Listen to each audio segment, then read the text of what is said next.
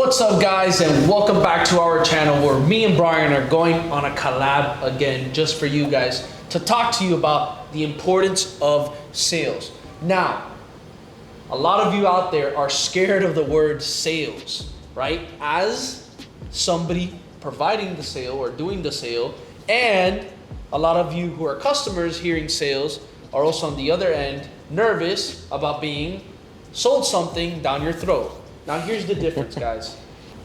Forcing sales and being real. And I want you to take off this word and I want you to just look at it for what you believe sales should really be. And if you're somebody who's in the entrepreneurial space, you run your own business and you're doing sales, or maybe you're doing sales for somebody else's company, and the word sales triggers you, the first thing I want you to do is, like I said, replace that word with something that makes you happy, right? Makes you think of the word sales as something great. Can you do that for me? Because I guarantee you it's gonna help tremendously on the way you look at sales. So now that we got that across the point, we have 9 different breakdowns and pieces that are important when it comes to sales, all right? And these 9 pieces is what it takes within the framework of having a conversation with somebody, whether it's in person, over the phone, or via Zoom, or any other platform like Zoom, for you to be able to make the sale from. Bryan, you wanna chime in?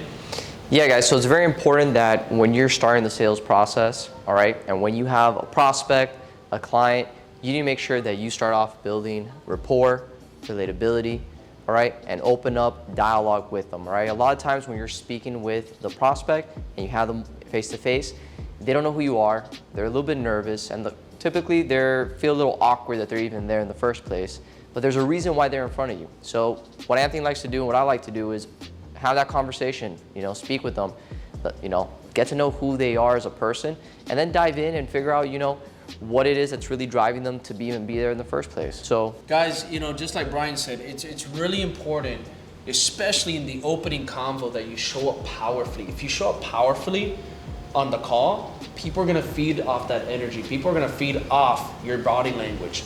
It's gonna make people want to be there, all right? But if you show up down, right? Body language down, your tone is down, right? Your mood is down, they're gonna feel down. So showing up powerfully for the opening convo is super important.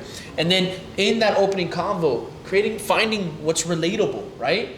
Finding out where they live, maybe how's the weather, something they like, something they do that maybe can create some connection or relatability for you guys off the bat, where now they feel like, oh, I'm more connected to the salesperson or the person who's going to be able to show me and provide me the solution to my problem. And then building that rapport along the way, so that way you can get the information that you need to be able to help that person get from point A to point B and start helping them moving forward. So the next thing you guys want to dive into is pain and struggle, okay?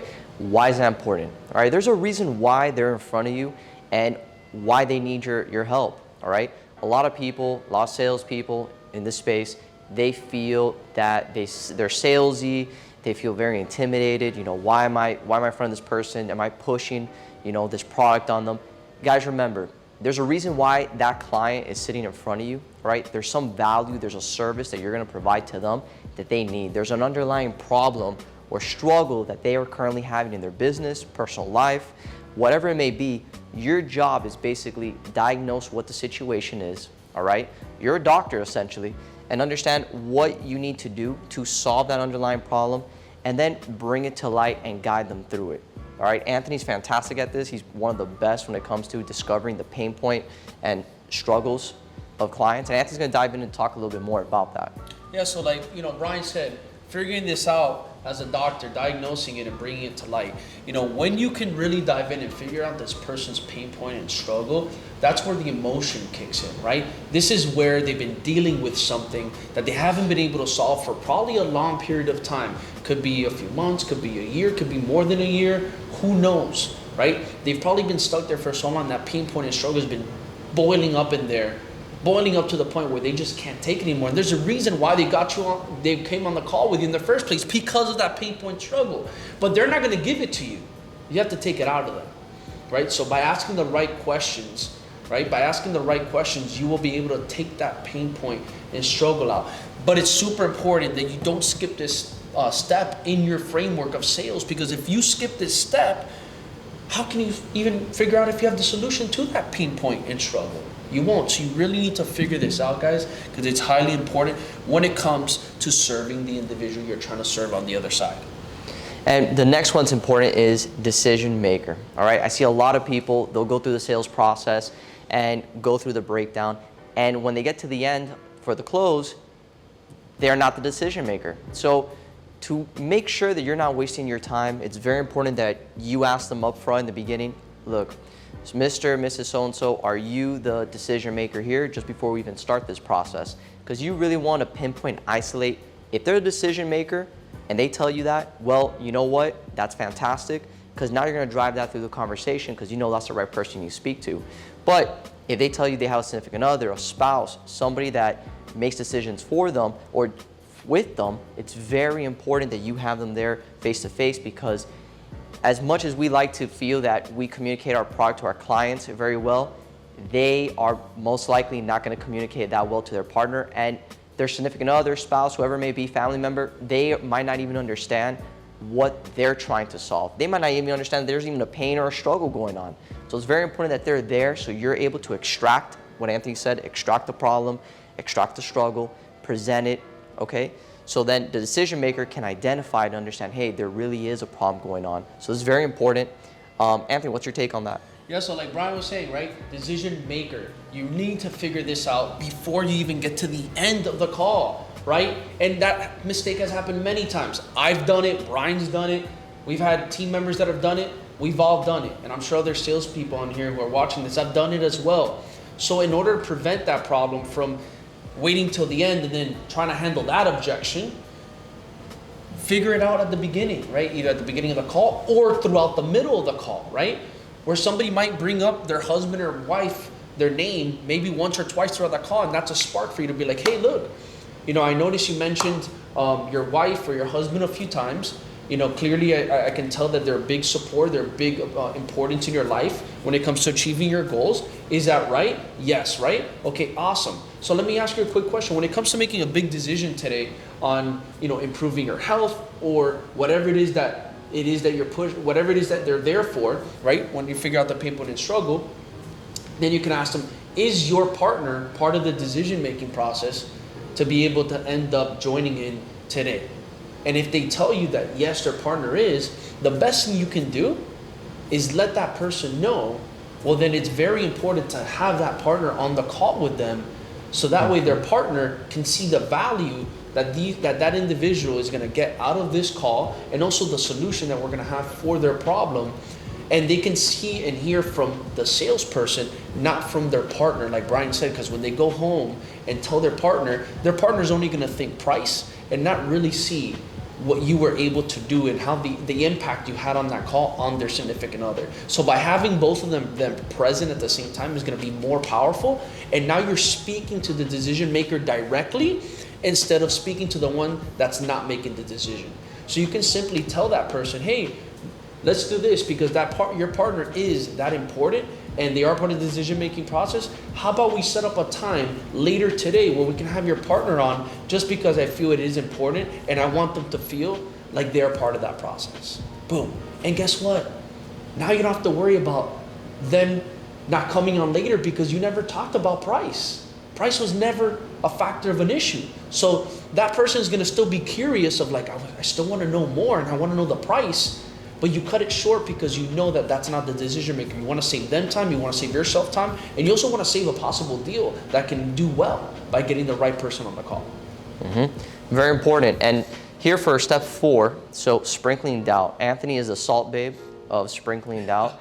He really understands this point here. And when we say sprinkling doubt, it's not, Wait, Bryan, how do we sprinkle it? No, we sprinkle it like this. We sprinkle it like this. And I'm butchering it, but, hey, I'm trying. Sprinkling doubt is not what you think of, creating that internal pressure. It's more of, whatever doubt that they have, you are uncovering it, you're working through it. And I'm gonna let Anthony here take the handle on this. So yeah, when it comes to sprinkling doubts, like Bryan said, it's not about forcing something that's not there. It's about grabbing the actual doubt, right? And grabbing actual things that they cannot solve themselves, Because what happens is sometimes if you are navigating somebody through a call, right, and you're trying to help them by solving a problem, giving them the solution to their problem, you want to also make sure that they understand that they need that solution you're providing it with. They can't do it on their own. So sometimes bringing out some of those doubts or some of those moments in their lives of showing them, you've tried this, you've done this, you've done that, you've been stuck for this long, right? What makes you think that you're going to be able to figure it out on your own? If you've already been trying to figure out for 2 years, sprinkle that doubt back in, right? That's important, to let them realize I can't do it on my own, right? Give them those reasons to know why they need your help. That's going to reinforce the play. But I'm sprinkling doubt that I've picked up from building rapport with them. I'm not forcing fake stuff on them. I'm bringing back things that I've actually picked up from the call, and I'm just sprinkling it back on them to remind them, hey, this is why, right? Because you've done this, it didn't work. You've done that, it didn't work. You've been stuck for this long, and you still haven't figured it out. Sprinkle that doubt, and you will see that they will be more drawn to working with you at the end of the day. Now, reinforcing commitment, all right? This is very important. So as you're going through the whole process, you're uncovering their pain, their struggles, you're speaking to the decision maker, you're sprinkling the doubt. Here at this point is reinforcing the commitment, which is very important. So once you bring them to this point, you want to find out from them, how committed are they to making that change in their business, their personal life? What is driving them? What is that commitment? Because that reinforcement is what's going to drive them in making a final commitment in the change that they want to make. So it's very important that you go through the reinforcement. And typically you can ask them, hey, do you feel what I've told you has been in alignment with what you're trying to achieve in your business? Do you feel I can add value to your business? Oh, definitely 100%.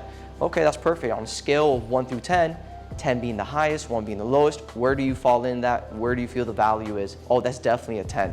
Reinforce that commitment. It's very important that you bring that out. 100%. Bryan hit it spot on there. Reinforcing that commitment is so important, guys, because you want to know if they're serious at the end of the day.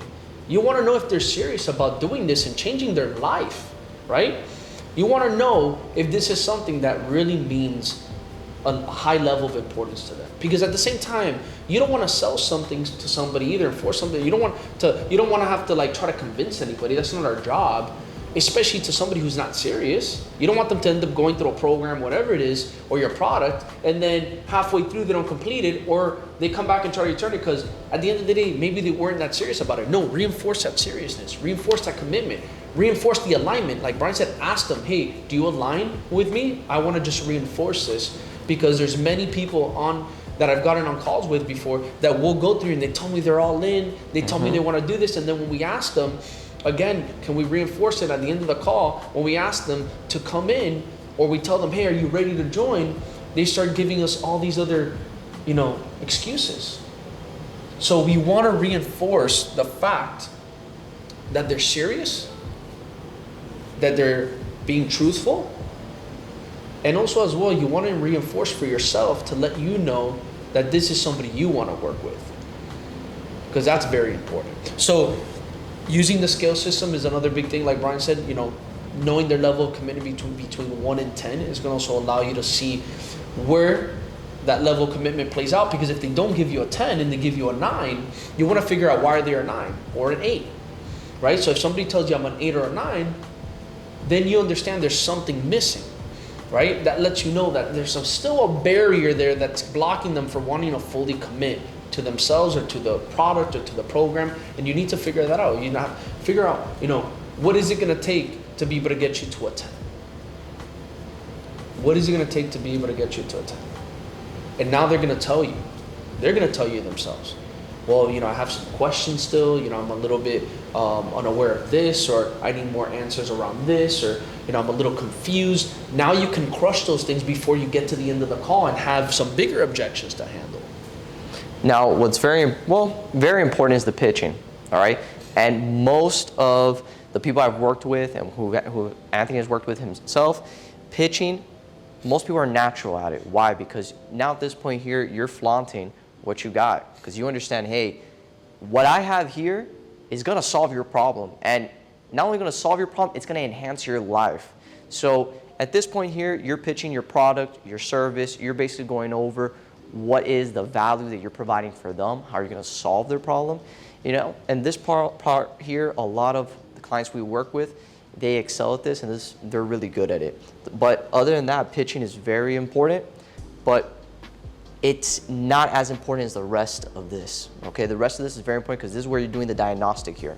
The pitching, that should come natural to you, because if you believe in your product and your service, you're gonna sing like a canary, and you're gonna be the biggest fan of your own service because you know it's gonna provide value for them. I get excited when I hear certain things when they're talking. Hey, you know, I feel like, you know, I'm missing this and that and this. In the back of my head, I'm saying, man, my product, my service is really gonna solve this problem for them. And I start getting excited because I know I can help them and change their life. And I know Anthony gets very excited as well when he starts talking to his clients and he starts uncovering all this during the pitch. 100%, guys. You know, and that's why at the end of the day, if there's none of this, there's no pitch, right? You need all this to create a pitch and to give your pitch, right? So the most important thing, if we are talking about the pitching, is that you show up confident on your pitch. A lot of people lack confidence sometimes when they're pitching, and you cannot lack confidence. You need to be stern with the pitch you deliver. You need to also be fluent with the pitch you deliver, and make sure you say it proudly, right? And the whole thing on a pitch is just now showing them what you can do with them, showing them what your product or your service can do to help them with that pain point and struggle, okay? And in that pitch, if you say it powerfully, confidently, people will believe you. But if you say it with low intensity, you say it with no pride, you say it confused, people are going to be confused. People are not going to believe you. People are going to not trust you as much. So you need to show up powerful again, and you need to be powerful in that pitch, and be stern with it, right? And stern, and I mean what I mean by stern is be bold in the sense. Stand by your pitch. Believe in your pitch so much that when you say it's like, this is my pitch, and this is the price, and you're standing by it. Now, handling objection, I love it because once you get to this point, a lot of times there's 3 reasons why you had an objection. It's because they don't trust you, it's a financial issue, all right, or they're not the decision maker. And those are the main 3 reasons why you will get an objection.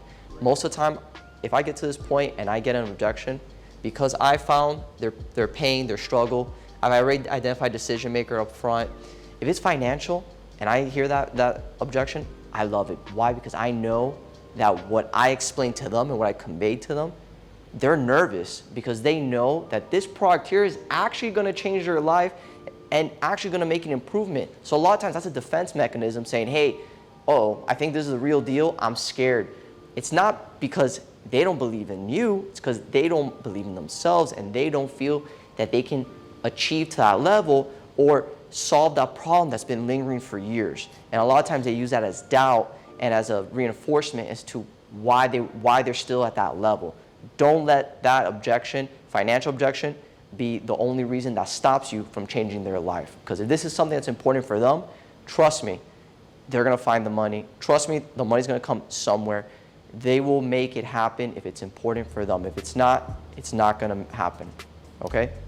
Guys, absolutely right, you know, and going back to the 3 biggest objections, you know, time, money, relationship, right? And what I want you to understand, number 1 is all these 3 objections are a bunch of excuses just to get out of the situation they're in. Think about it.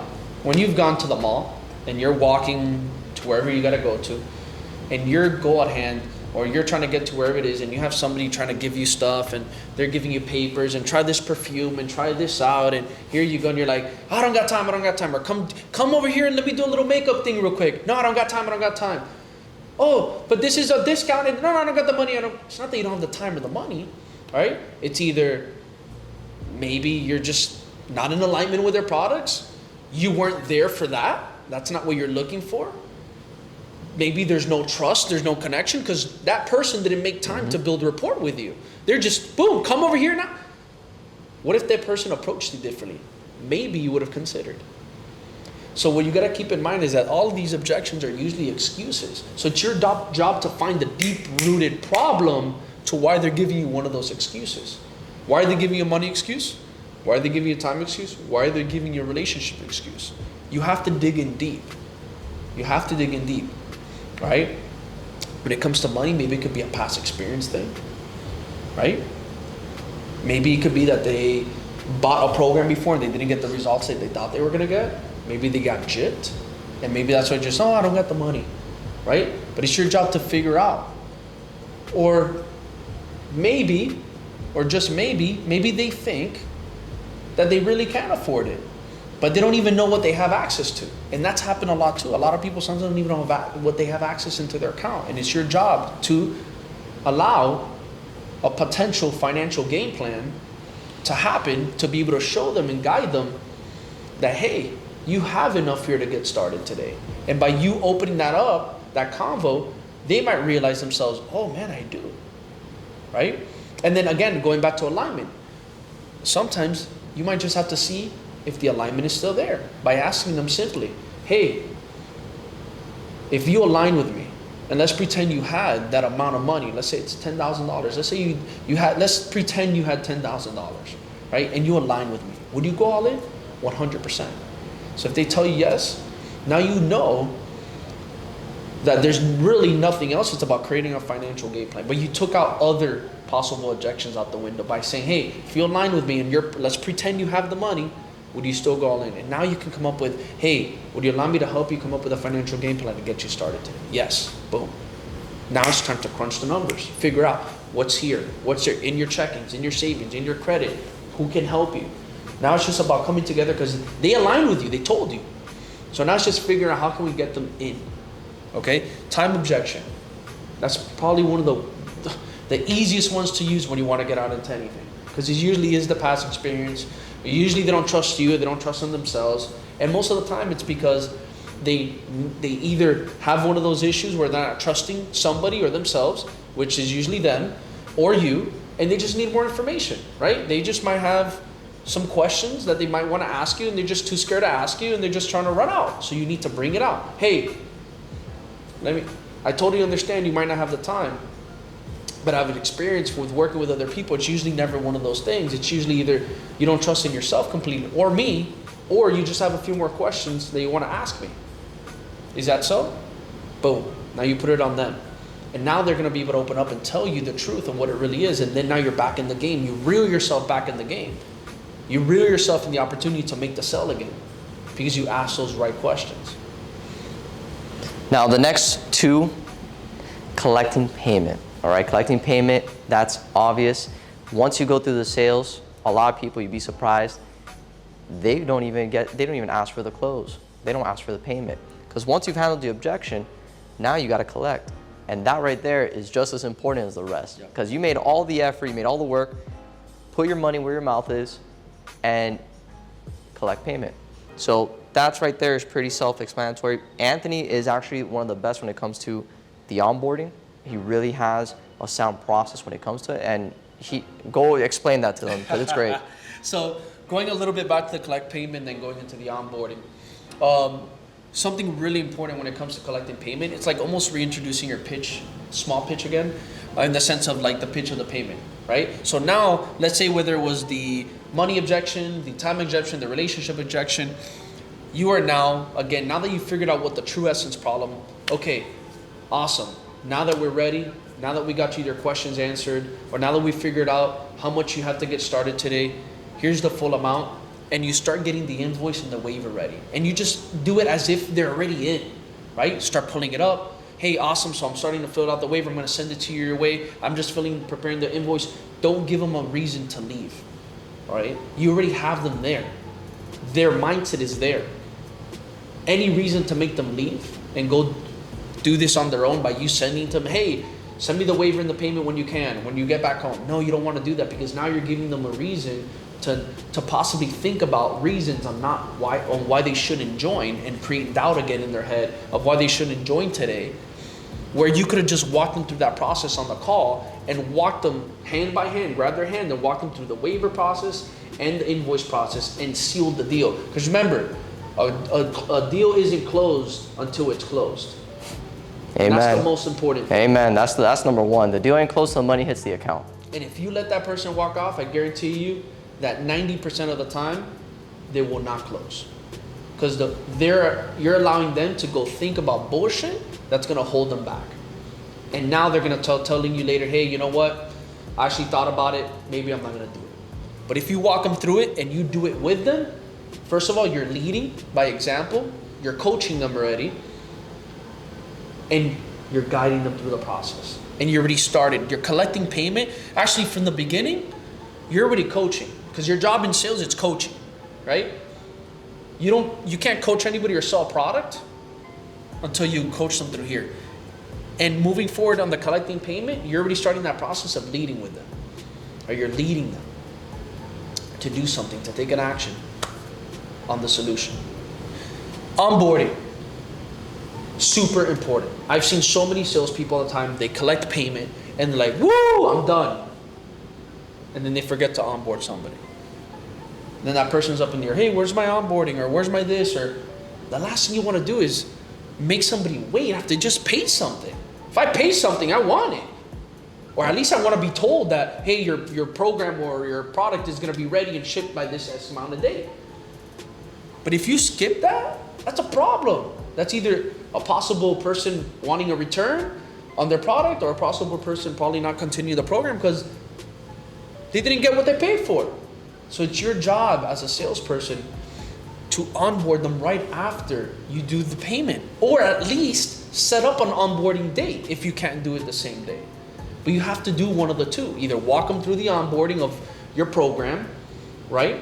And if it's a product, making sure you let them know, hey, the product is going to be delivered on X amount of date. Or if it's a digital product, here's your product, right? And then going back to the onboarding, making sure that if you can't onboard them now, you set up a date to onboard them properly.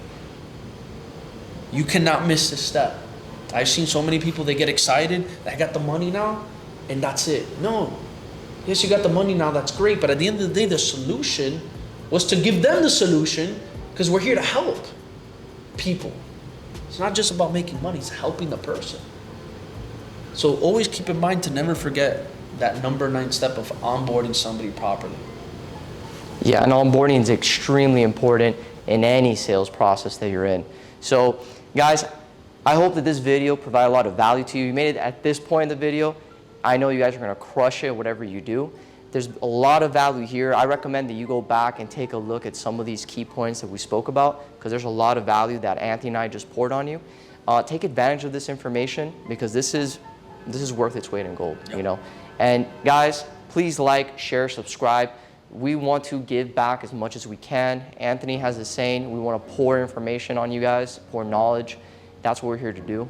And if you found any value in this, please like, share, subscribe. We truly appreciate it. This gets this information out there to the people who need it, who need the guidance, who need the help and the direction.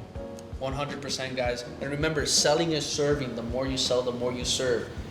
If you're not selling what you believe in, you're doing a disservice to others because you're holding yourself back from using your skill sets to actually help somebody that you might have a solution for to their problem. And you're disserving them. Selling is serving. The more you sell, the more you serve. Remember that.